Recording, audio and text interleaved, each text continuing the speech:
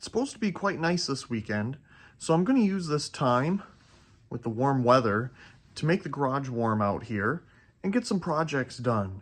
So let's see what we can get into today. I've slowly been accumulating multiple more lampy fixtures and other various under cabinet fluorescents, such as the ones you've seen recently, but I also have others that are just hidden away. And after putting much thought into how I want to display all of these, I've decided on getting a board and mounting all of them on it.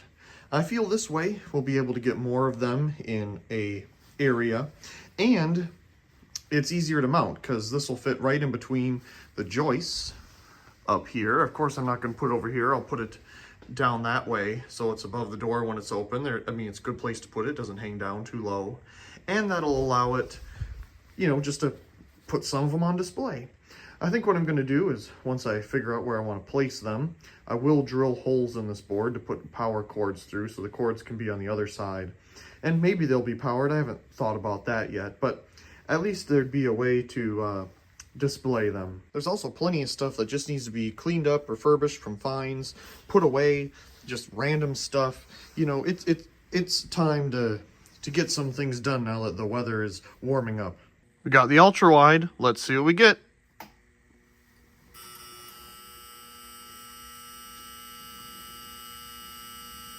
Nice. Except for this one, it's loud. There's also still plenty of space on here. They're all mounted to the board now. They're not going anywhere. But we can always add additional lights, which is nice. Now, we need to put it up because that was the whole idea. There we go, all installed. It was a little tricky getting it up there, but I took off the heavier components and then put them back on. Like I said, we have plenty of room for future expansion. I will get some type of power over to it so that it can be enjoyed watching some real preheat action. Some of the other things I did is clean up the workbench area here. This has been full of different projects and stuff throughout the winter because, to be honest, it gets too cold out here and you got to wear a couple layers to stay warm enough that you're satisfied to at least be out here. Now, it doesn't get too cold here in the Pacific Northwest, but it is cold and not exactly the most enjoyable thing. So, I got the bench itself cleaned off. Still have some items here that need to be put away, but I did install one of the MS-106 lights here, the 6-watt preheat strip light. It's a little bigger version of the 4-watt. And over here's another one. I have two of these. I decided to put them here. This one has a bulb that's dying out. It'll stay on for about 5 minutes, and then it'll start blinking forever. But I have plenty of bulbs, so that's not a problem. Some of the projects that still need to be done, this fan here, I don't know if I've shared it. Picked it up at the thrift store a little while back.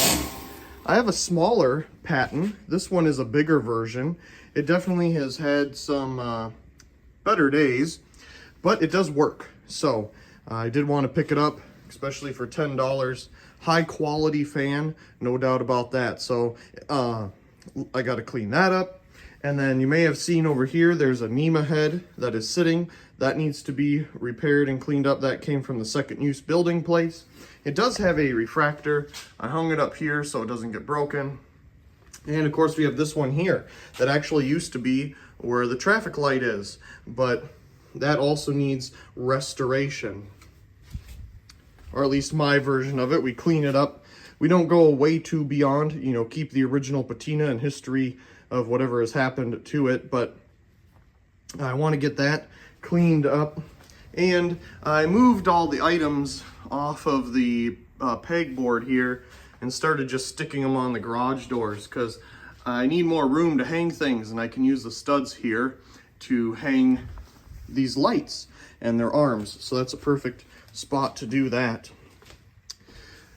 Made some room on the shelves over here. Not all this is staying. Some of it is going to be put away, such as the adapters there, and there's a light in a box there that needs a video made and restored, and all that baking soda I need to put on the roof to keep the moss away. I haven't had a problem with moss yet, but I bought enough of it to hopefully cover the top edge there, and it will when it rains it'll wash it down, and that's to keep the pH level or whatever of the rain and the roof and all that correct so we don't get moss growing on it. I got to get up there and do that.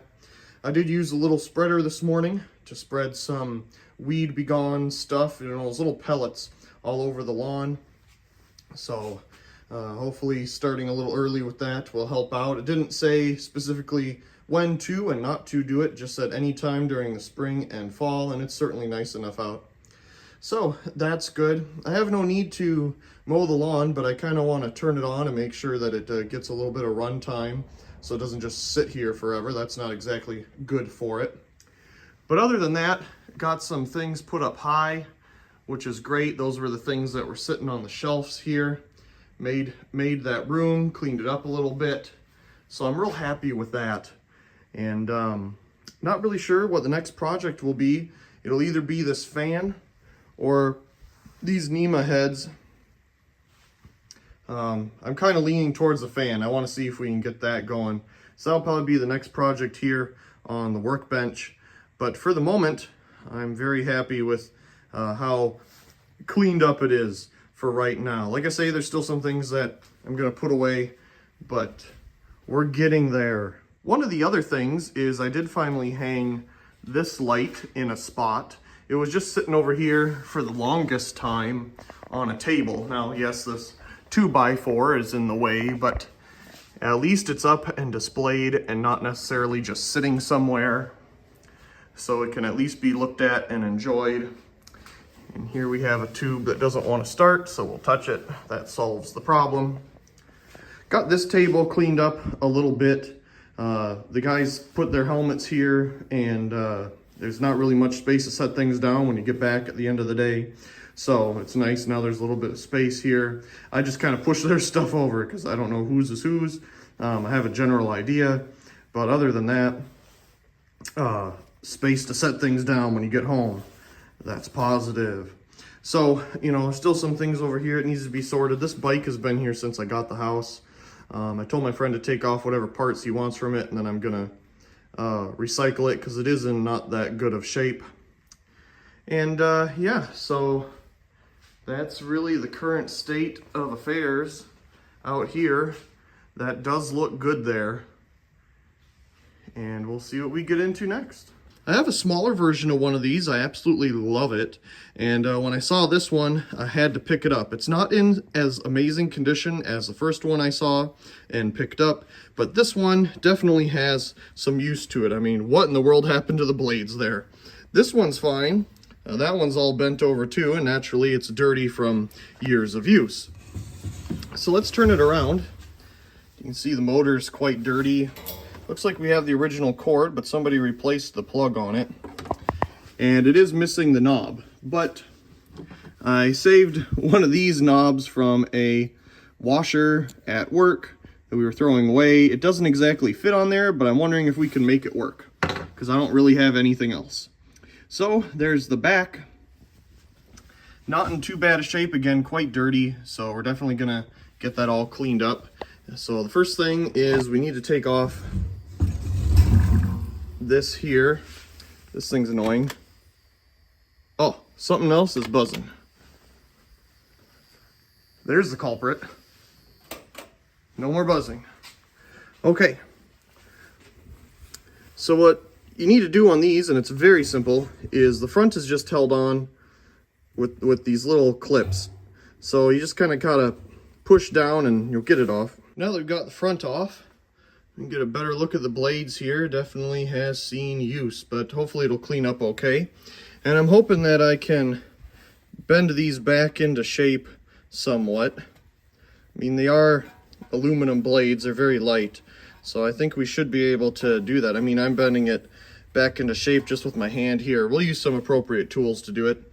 Might not get the end bent back perfectly, but we'll definitely get it better than it was. Now what, did it like get a cat or something in here? Interesting. Okay then.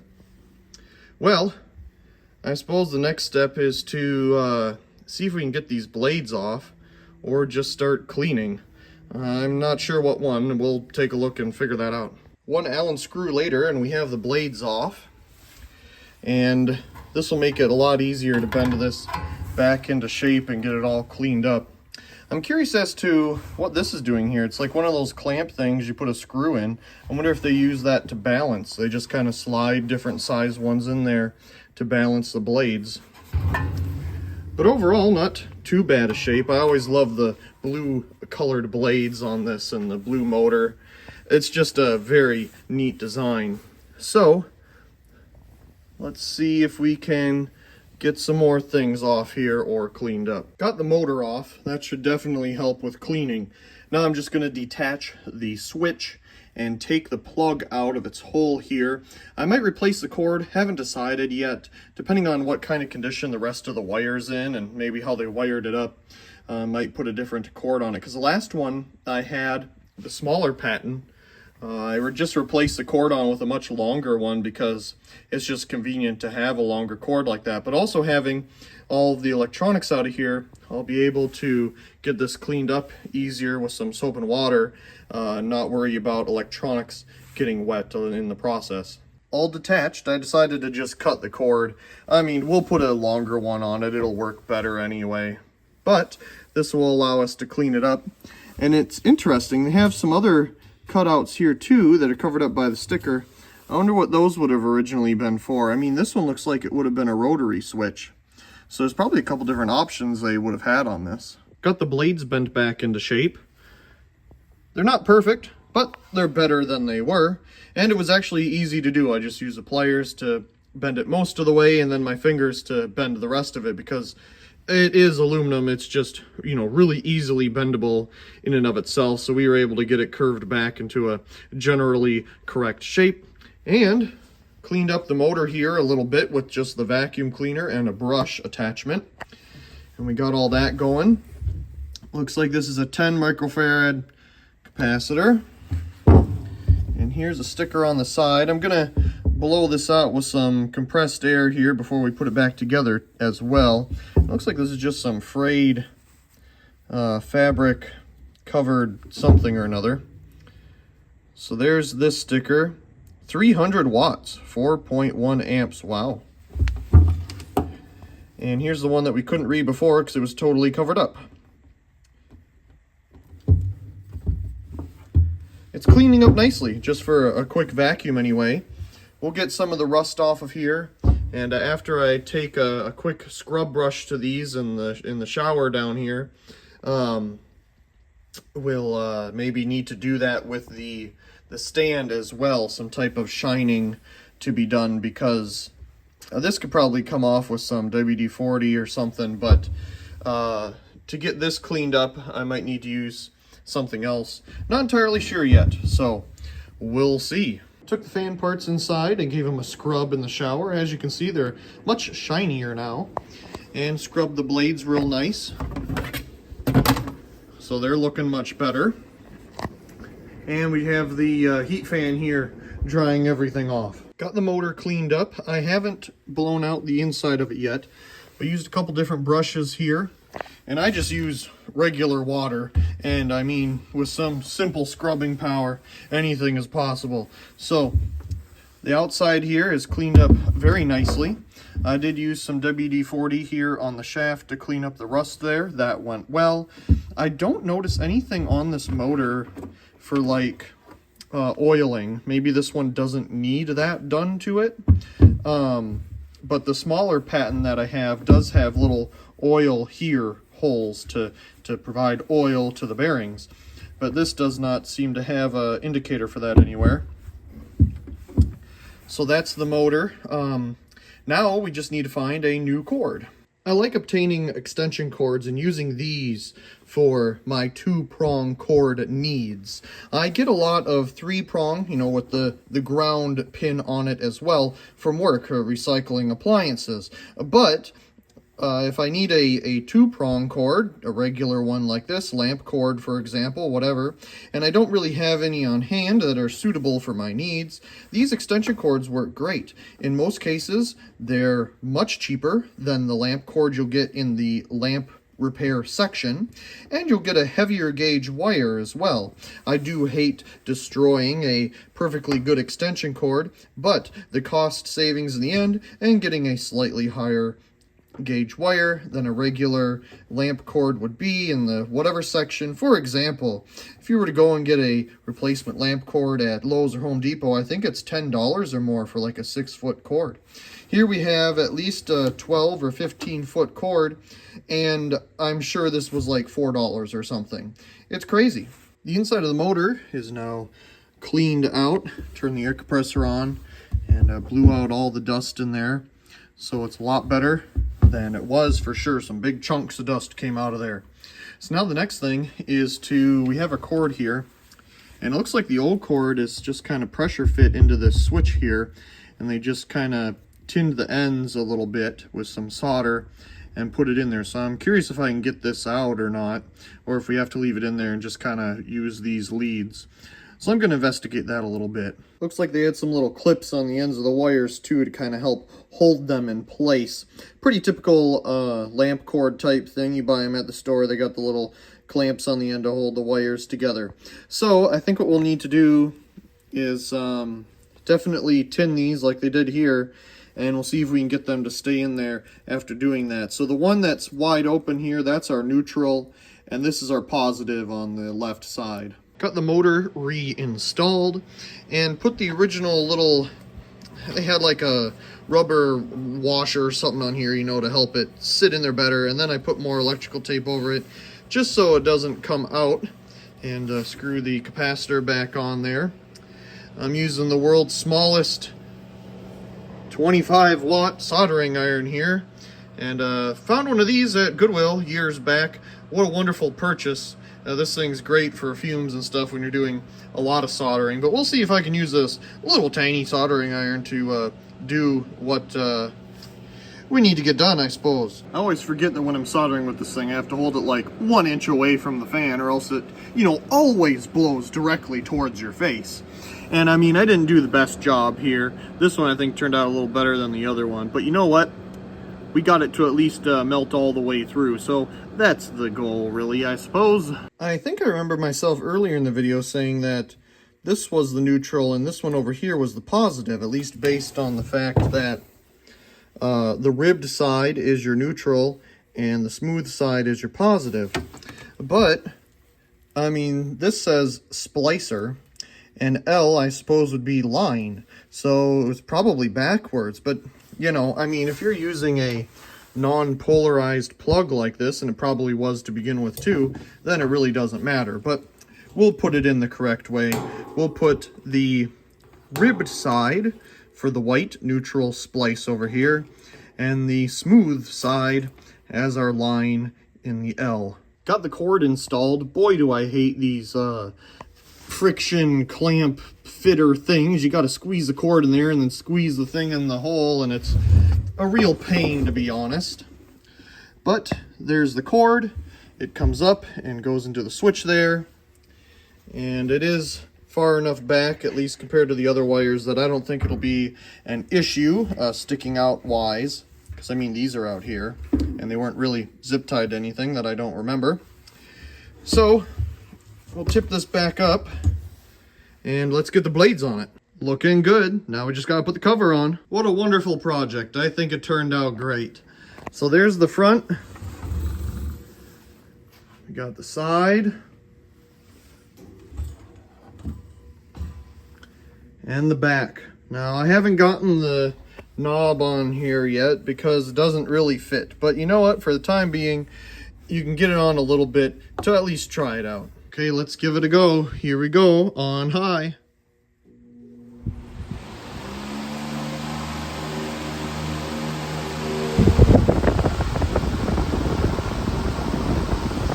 Oh yeah, it's an air mover. No question about it. Medium.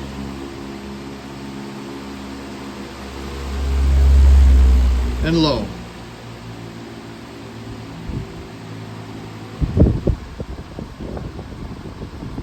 Wonderful. I'm gonna have to go and get the other Patton so we can compare the two. Before I turn it off to get the other one, let's see what we get for a spin down from high.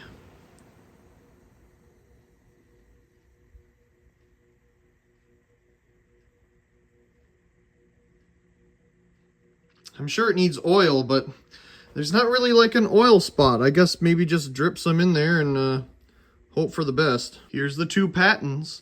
This was the first one I ever found at a Goodwill. I want to say I paid like $12 for it.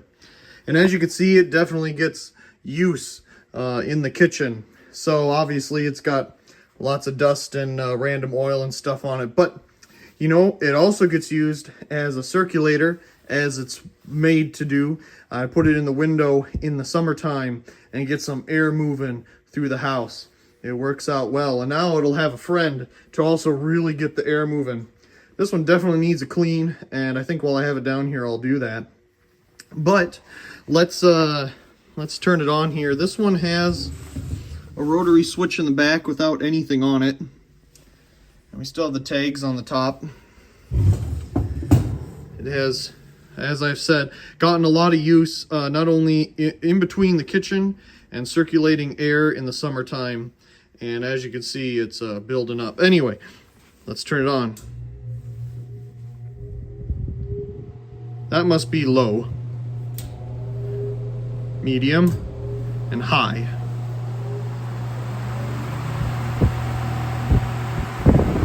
Oh yeah. Let's try this other one.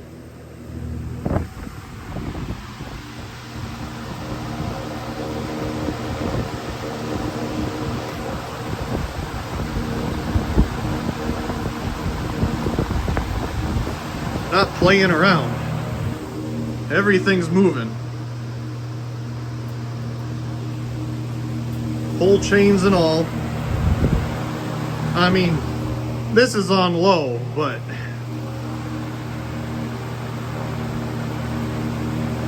very cool, high quality fans. Okay, let's turn them both off and see what we get for a spin down here. I do need to oil this one, I know that. Wow, the small one is lasting longer. I love the round blades on this one though. Oh, I love that in blue. The blue Pattons like this. This is just so cool. Well, anyway, I really hope you enjoyed this quick little walkthrough, cleanup video of this big Patton here. I believe this one is 18 inches. I want to say this one's 14 inches. And I'm sure that one's a little older than this one, just judging by style. And the badge here on the front is a little bit different. Of course, the motors are a little bit different too, but they're different size, you know, capacities. Here's the motor on the smaller one, and the motor on the bigger one. Let's put them side by side so you can get a look at the backs here. Very nice. Very excited to add this to the small Patton collection.